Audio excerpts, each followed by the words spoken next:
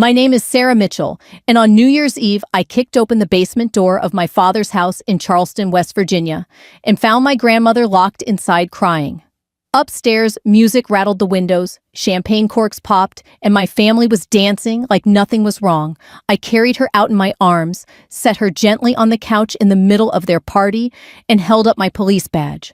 I only said 3 words: "It ends tonight." Their faces went white. I hadn't planned on coming home. Truth be told, I'd spent most of the last 20 years keeping my distance. My job in Charleston City kept me busy: patrols, paperwork, court dates, and in the quiet hours, I told myself the distance was for the best.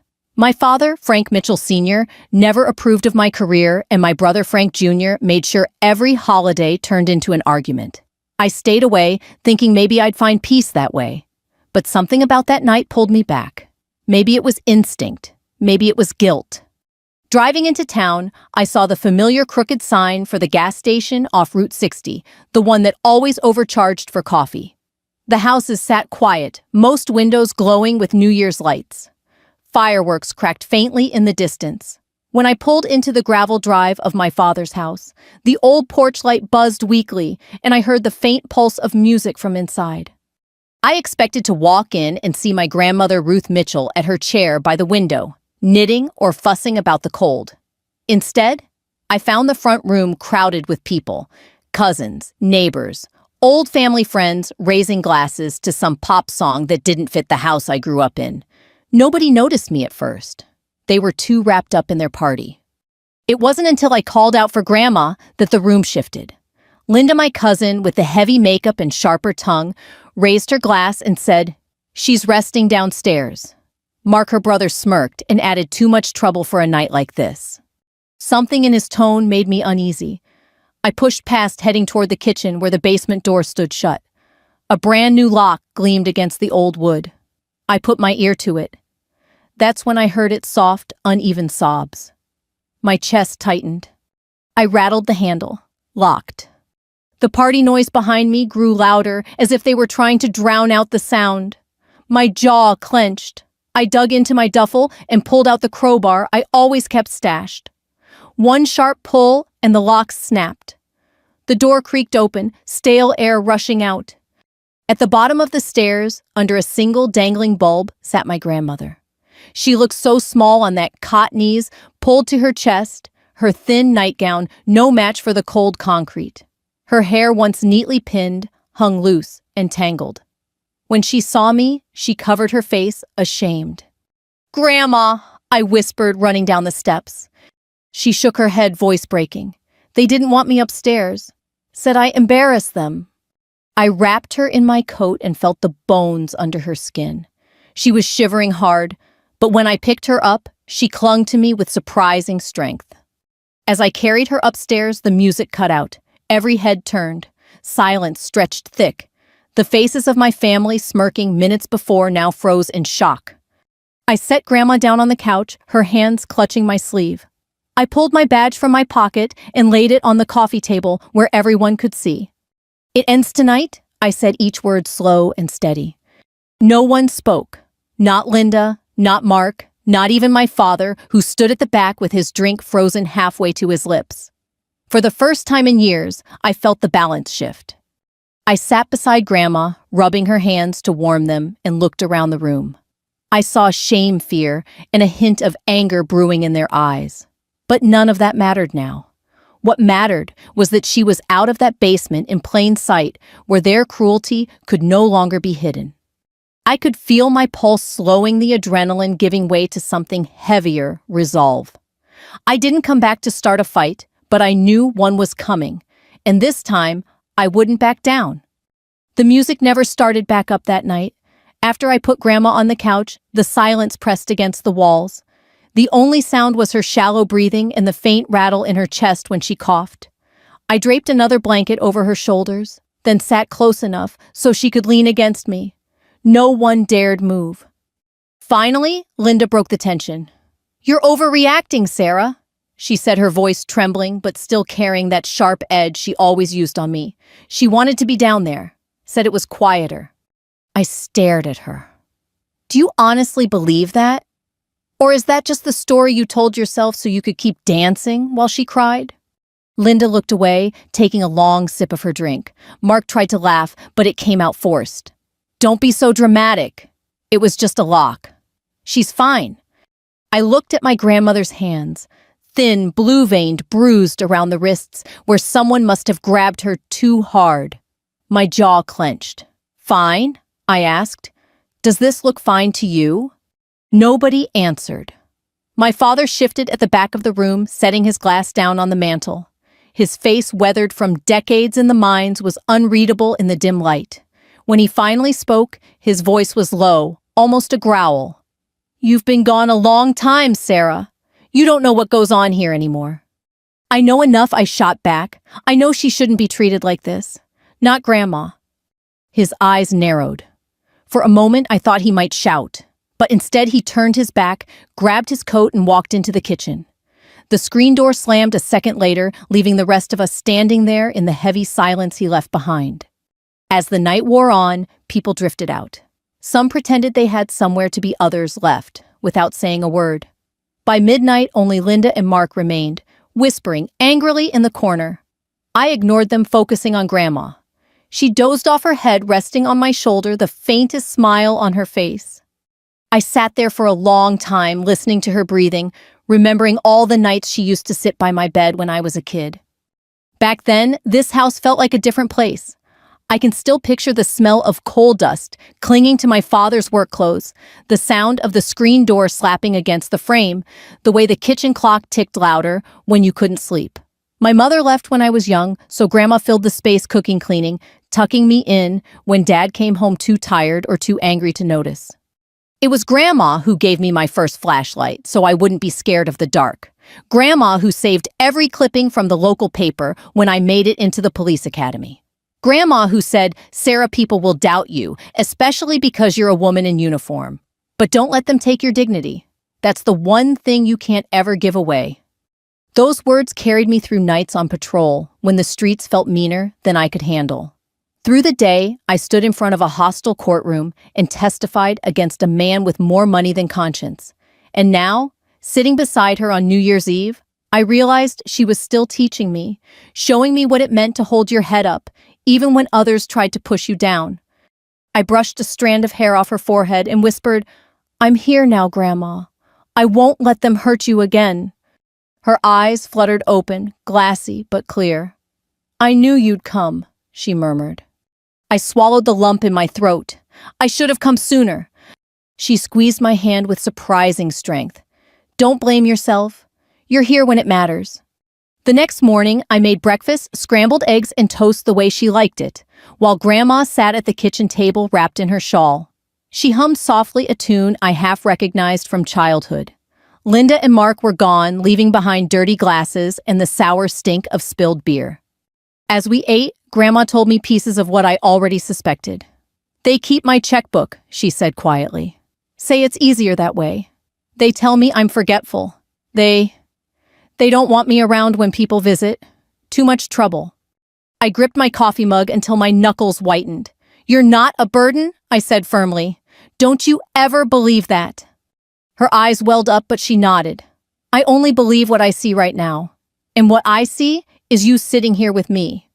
I forced a smile. But inside, I felt the old anger stirring, the kind that doesn't explode all at once, but builds slow and steady like coal heating deep underground. I had worn this badge for 2 decades, seen every kind of cruelty people could dish out, but I never expected to find it in my own family.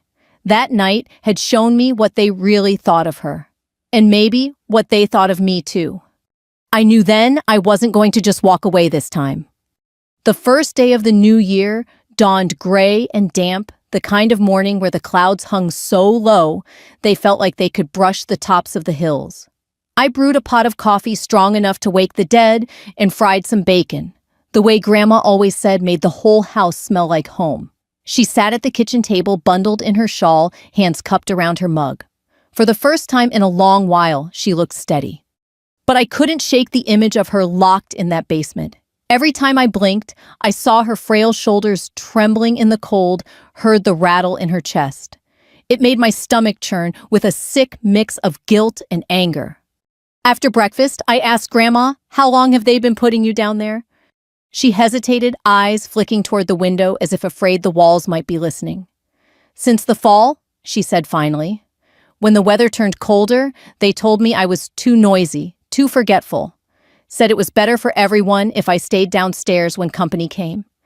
I gripped my fork so tight it nearly bent. "They locked you away for months." Her lips pressed thin. "Don't be angry, Sarah. Anger doesn't fix anything." I leaned across the table, meeting her gaze. "But it can stop it from happening again." Later that day, I walked the property alone.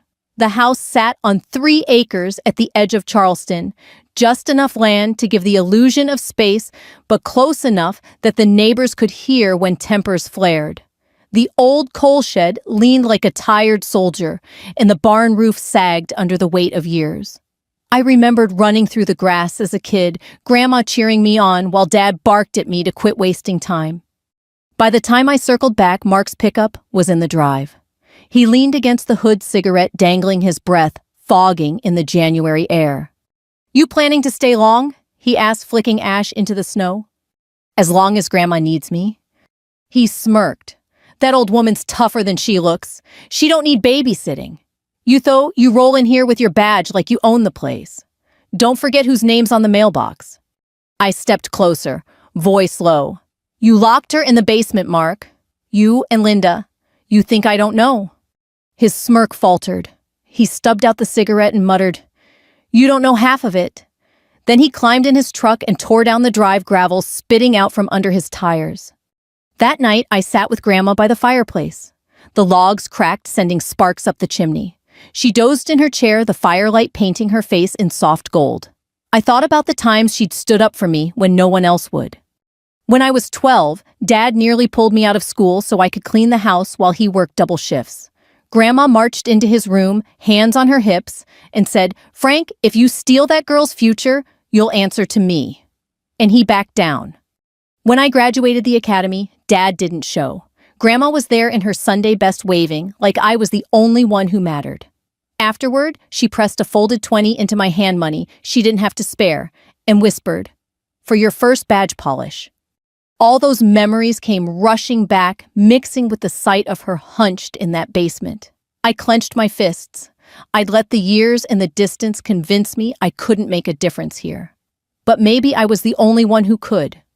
The next morning, Linda came storming into the kitchen, perfume thick enough to choke a horse. "Do you have any idea what you've done?" she hissed. "People are talking. You embarrassed us." "Embarrassed you?" I asked, setting down my coffee. "You locked your own grandmother in a basement. I just showed the truth." She jabbed a finger at me. "Don't you dare act like you're better than us. You left this town. You left her. We're the ones who've been here keeping things together." I rose slowly, meeting her eye. Keeping things together, or keeping her out of sight so you could pretend you were something you're not. Her face reddened. She muttered something under her breath, then stormed out, heels clicking hard against the wood floor. Grandma watched from her chair, eyes tired but proud. "You've got your mother's fire?" she said softly. She never let anyone silence her either. That night, I wrote a note in my journal, the same one I'd kept since my rookie year. If I can face down armed men in alleys, I can face my own family in this house. But I also wrote something else. She still believes in me. That has to count for something. I closed the book, slid it into my duffel, and sat back down beside Grandma. The house creaked around us, settling in the cold. For the first time in years, I felt like I was right where I was supposed to be. 3 days later, the sky over Charleston hung the color of wet slate, and slush hissed under the tires as I drove Grandma to Harper & Sons on Capitol Street. The law office sat above a hardware store that still sold nails by the pound. Gold leaf letters flaked on the door, Harper & Sons Est 1926. Inside, the place smelled like coffee and floor wax, an old clock ticking steady on the wall as if time itself took the stairs one at a time.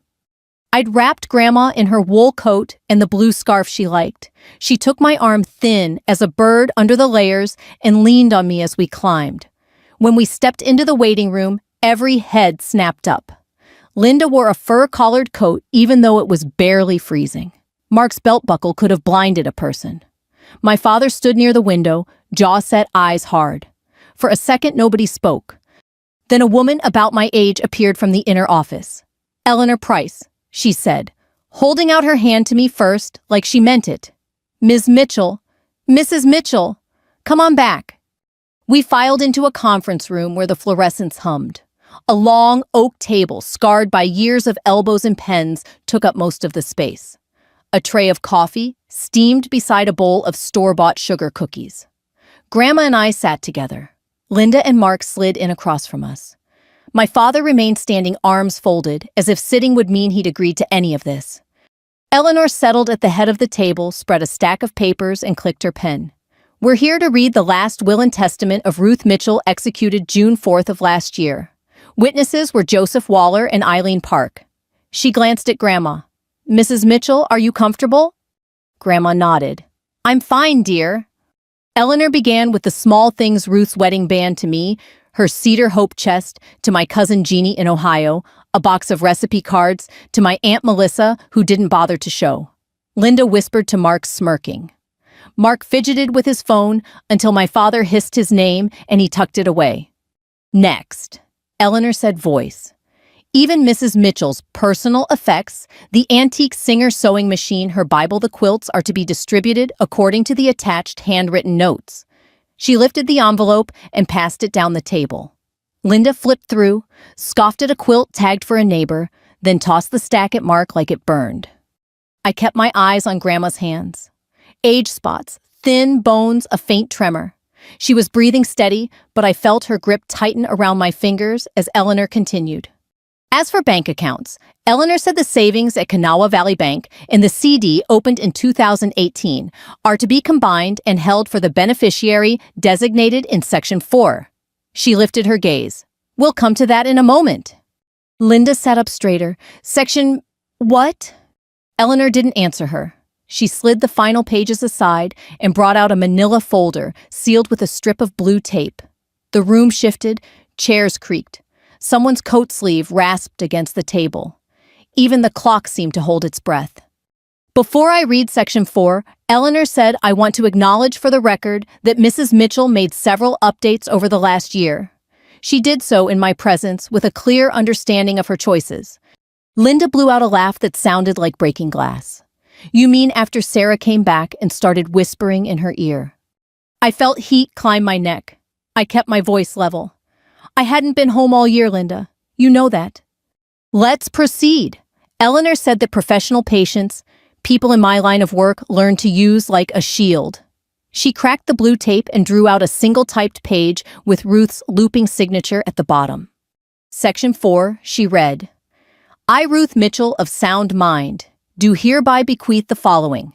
My primary residence at 214 Maple Run Road. All furnishings therein, the remaining balances of my accounts at Kanawha Valley Bank, and the deed and mineral rights attached to the parcel known as Mitchell Hollow, Elk District, Kanawha County." Linda's eyes lit up at the word mineral. "To my granddaughter, Sarah Mitchell." Silence rolled across the table like a slow wave. Then it broke. "You've got to be kidding me." Mark half rose from his chair, palms pressed flat on the wood. "To her? She ain't been here? We've done the work. We took care of you." My father didn't move, but a vein pulsed at his temple. "Ruth," he said, voice rough, "tell them this is a mistake. Tell them you didn't mean it." Grandma's chin lifted small but steady. "I meant every word." Linda's face went the color of a ripe tomato. "This is theft. That acreage is worth real money. We were counting on the house." Eleanor held up a hand. "You'll want to watch your language, Ms. Lane." "It's Mitchell," Linda snapped. "And I'm not watching anything. This is a setup. Sarah shows up, plays hero, and suddenly everything's hers?" I looked at Linda, then at my father. Eleanor just said Grandma made updates months ago, before New Year's Eve, before I came home. Mark jabbed a finger across the table at me. "You brainwashed her. You always were her favorite. She fed you those letters, those clippings, made you out to be some saint in uniform. What about the rest of us? Grandma's voice cut through their noise. The rest of you locked me in a basement. The room went still. Even the clock seemed to swallow its tick for a heartbeat. My father turned on her, something ugly in his eyes. You know how you get, Ruth. You wander. You fall. We did what we had to. Sarah doesn't understand. She's always judged us from somewhere else. I stood, my chair legs scraping the floor. I understand perfectly.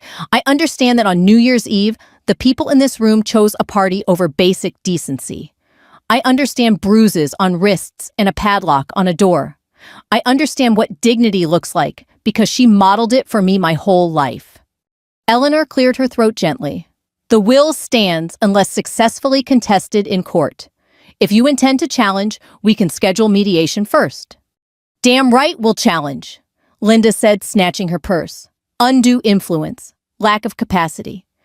Eleanor made a note. Mrs. Mitchell passed a cognitive assessment in May. There are physicians' letters on file. Mark's mouth opened and closed fish-like. My father's shoulders sagged a fraction, then stiffened again, as if pride and anger were having it out in his spine. I sat back down slowly, the adrenaline ebbing, leaving something cooler, heavier in its place. I took Grandma's hand. Her fingers were warm. She gave me the smallest smile, the kind she'd use when she knew I was hurting and wanted to say, "You're not alone." Linda shoved away from the table chair, scraping. Enjoy your house, Officer Mitchell. Let's see how cozy it feels when the court drags your name through the mud. I picked up my badge and slid it into my coat pocket, the metal cool against my palm. I've had my name dragged worse places than a probate hearing, I said. And I'm not the one who should be worried about daylight. Mark muttered a curse. My father lingered, looking not at me, but at the window, the gray day pressed up against the glass. For a second, I thought he might meet my eyes. Say something real. He didn't. He just turned and walked out, boots thudding down the stairs. Eleanor stacked the papers, tapping them square. I'll file copies with the clerk this afternoon. Mrs. Mitchell, Sarah, I'm available if you need me. Thank you, I said. My voice came out steadier than I felt. We bundled Grandma back into her coat and made our slow way down. On the sidewalk, the air smelled of thawing snow and the river. A bus chuffed past, lights smeared in the damp. I tucked the scarf closer around Grandma's neck. She squeezed my arm. You did fine. We're not done, I said. No, she agreed softly, but we've started. I looked up at the gray sky and thought for the first time in a long while that slow and steady might be the way through. Let them file papers. Let them bluster. The truth had a way of standing firm even when people didn't. The courthouse in downtown Charleston smelled faintly of floor polish and old paper, the kind of scent that never quite leaves buildings where justice is supposed to live. I'd been here plenty of times in uniform testifying about traffic stops and bar fights, but this time felt different. This time it wasn't about strangers. It was about my family and the woman who had raised me when nobody else wanted to. The hearing room wasn't big, just 4 walls painted beige and a pair of flags behind the bench. A few townsfolk had shown up curious, or maybe just nosy. I noticed 2 women from Grandma's church sitting in the back row, heads bent together in whispers. Mark swaggered in with a lawyer from Charleston, the kind who wore shiny shoes and carried a briefcase like it was full of gold. Linda wore another fur-collared coat hair, sprayed so stiff it could have cracked. My father walked in, last chin-high boots clicking on the tile. I sat at the front with Grandma and Eleanor Price, the attorney who'd read the will. My badge weighed heavy in my pocket, like it was reminding me that even when blood failed, duty didn't. The judge? A stocky man named Henry Collier, who used to buy bait at the shop where I worked as a teen, shuffled his papers and adjusted his glasses. We're here to hear challenges regarding the estate of Ruth Mitchell, he said. Let's keep this civil. Mark's lawyer buttoned his jacket and started with a smooth voice. Your Honor, this will was the product of undue influence.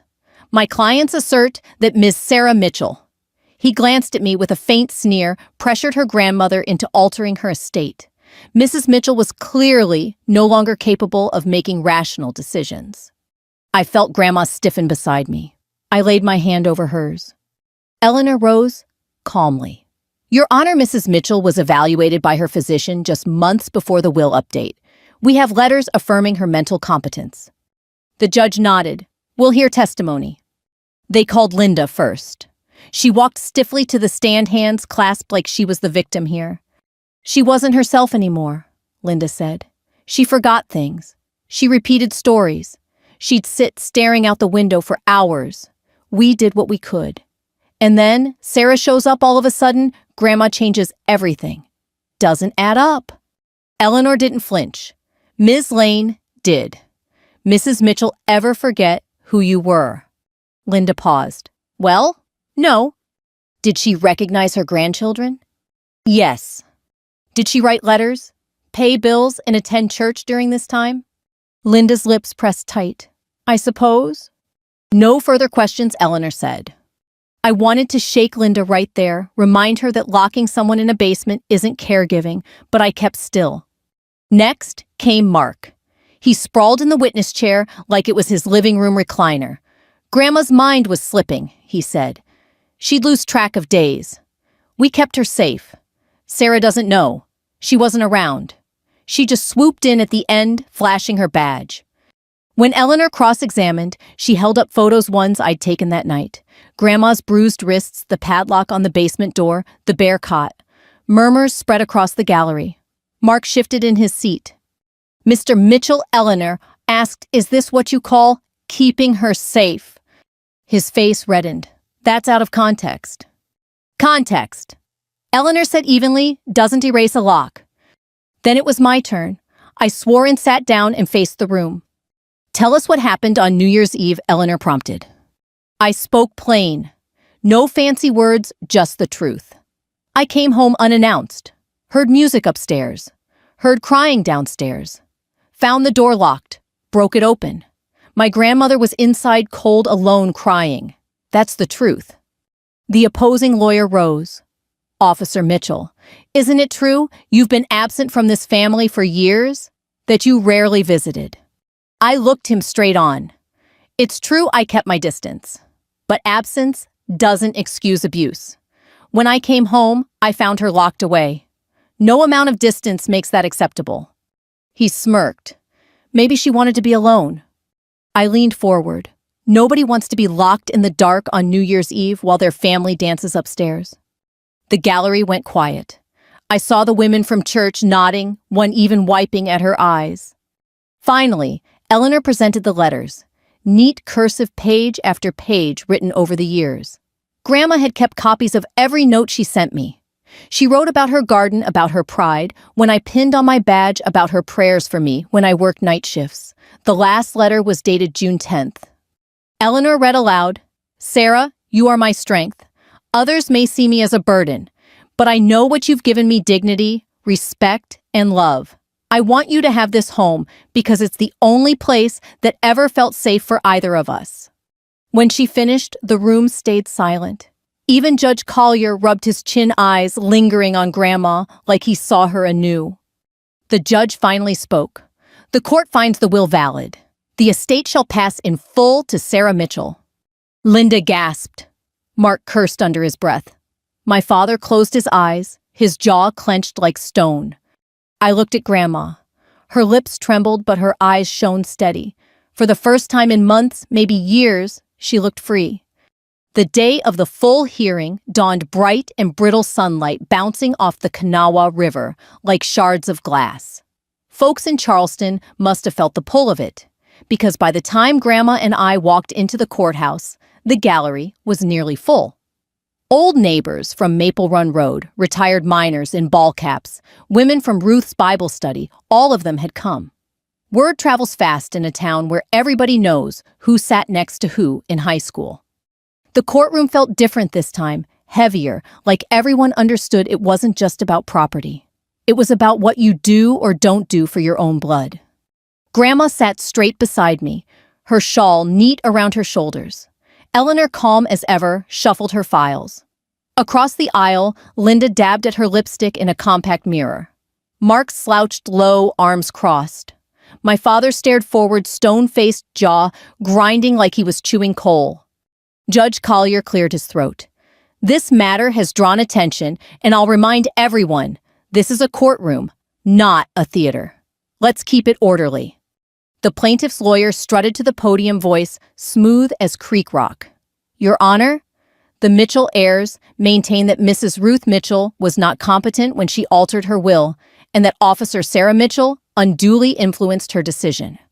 He looked at me like he was proud of the barb. I just kept my hand on Grandma's. Proceed with your evidence, Judge Collier said. First, they paraded a neighbor who claimed Grandma had once left her stove on. Then a pharmacist who noted she mixed up her pills once or twice. Linda testified again, spinning tales about confusion about Ruth not knowing the day of the week. Mark added his usual bluster, talking about protecting her from herself. Each time, Eleanor countered with calm questions. Did she recognize you? Did she pay her bills? Did she attend church? Each time the witnesses faltered. Then came our turn. Eleanor called me to the stand. I swore and sat tall and let the truth do the work. I came home on New Year's Eve, I began. Music was blasting upstairs. I heard crying in the basement. The door was locked. I broke it open. Found my grandmother on a cot, cold, alone, scared. That's the truth of how she was treated. Murmurs rippled through the gallery. One old man shook his head, muttering, "Damn shame." The plaintiff's lawyer stood pouncing. Officer Mitchell, you've been absent for years. Why swoop in now? I met his gaze, because I couldn't stand by once I saw the truth. Distance doesn't excuse cruelty. Perhaps your badge makes you think you're above the family. I leaned forward, voice steady. My badge means I swore an oath to protect people, even when the danger comes from their own kin. The room went so quiet, I could hear the courthouse clock ticking down the hall. Then Eleanor called her final witness, Ruth Mitchell herself. Grandma rose slowly, leaning on her cane, and walked to the stand. You could have heard a pin drop as she raised her hand for the oath. Her voice shook at first, but then grew clear, the same voice that once read me bedtime stories and recited psalms at the kitchen table. They say I was confused, she told the judge. But I was never confused about one thing: who loved me and who didn't. Sarah wrote, visited, called when she could. The rest locked me away like I was something to hide. I may be old, but I know what dignity feels like and what it doesn't. She reached into her shawl pocket and pulled out a folded paper. This is the last letter I wrote her, dated June 10th. Eleanor unfolded it and read aloud. Sarah, you are my strength. Others may see me as a burden, but you have always honored me. I want you to have this home because in your hands it will remain a place of love, not shame. I watched the words wash over the room. A church lady in the back wiped her eyes. Even the bailiff shifted jaw tight. When Eleanor finished, silence clung to the rafters. Judge Collier leaned forward, elbows on the bench. He looked at Grandma, then at me, then at my father. I've known Ruth Mitchell my whole life, he said slowly. She taught half this town to read. I don't see a woman without her wits. I see a woman who's been failed by those closest to her. He straightened, voice firm. The will is upheld. The estate passes in full to Sarah Mitchell. And let me add, locking away an elder is not care. It's cruelty. This community won't forget what was revealed in this courtroom. The gavel cracked like a rifle shot. Linda gasped. Mark cursed under his breath. My father didn't flinch, but his knuckles whitened on the back of the chair before him. I rose, walked to Grandma, and offered my arm. As she stood, the gallery did something I'll never forget. One by one, neighbors and townsfolk rose. 2 retired miners, Sunday school teachers, men in worn work boots. They didn't clap, didn't cheer. They just stood, a quiet wall of respect around a woman who had endured more than she ever should have. Grandma whispered, I never thought I'd see the day. I bent low, my throat tight. You earned it. And as we walked out together, I realized this wasn't just about inheritance or land. It was about showing the truth in daylight, no matter how ugly, and letting dignity stand taller than shame. The July sun beat down hard on Charleston, the kind of heavy heat that makes shirts stick to your back and flags hang limp in the air. But still, the whole town turned out for the 4th of July parade. Kids waved sparklers. Veterans in ball caps lined Main Street, and the high school band wheezed out Stars and Stripes Forever.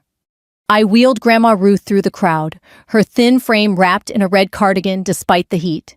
Folks waved at her, some stopping to pat her shoulder. "Good to see you out, Ruth," one old miner said. "Been too long." She smiled small but proud, the kind of smile that said she finally felt seen again. We stopped near the VFW hall, where folding chairs were set out under the shade of a maple tree. That's when I noticed him, my father standing across the street. His arms were folded, his face carved hard as granite. He didn't wave, didn't smile, just watched. Grandma followed my gaze and sighed. "He won't change," she whispered. "Maybe not," I said, "but we don't need him to." When the parade reached the reviewing stand, the mayor tapped the mic.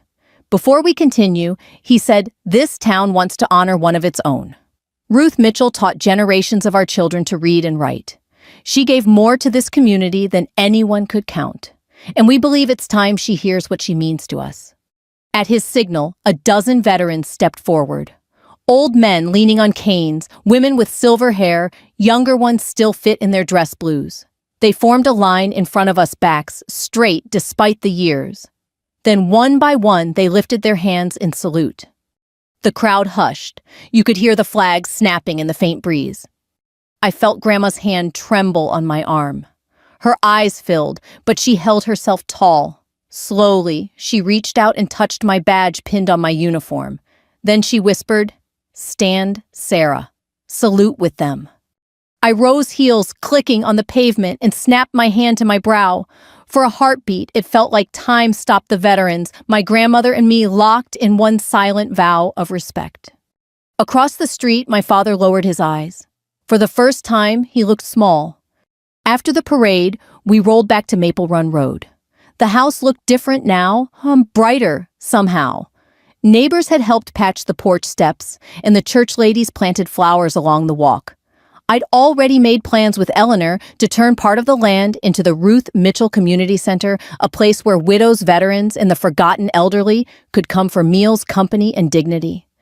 As we sat on the porch, Grandma patted my hand. "I never wanted riches," she said. "I just wanted to leave something good behind." "You've made sure I did." I swallowed hard. "You left me more than land, Grandma. You left me strength." She nodded, satisfied, then closed her eyes and leaned back the summer air, carrying the faint smell of barbecue and fireworks down the road. That night, as fireworks burst over the river, I thought back to New Year's Eve, to the lock on the basement door, to the faces that went white when I said 3 words, "It ends tonight." It had ended that night, but something else had begun, a reminder that dignity isn't something anyone can hand you or take away. It's something you hold on to, even in the dark, even when others forget. Grandma taught me that. And when the town rose to salute her, I knew justice wasn't just written on paper, it was lived, breathed, carried forward.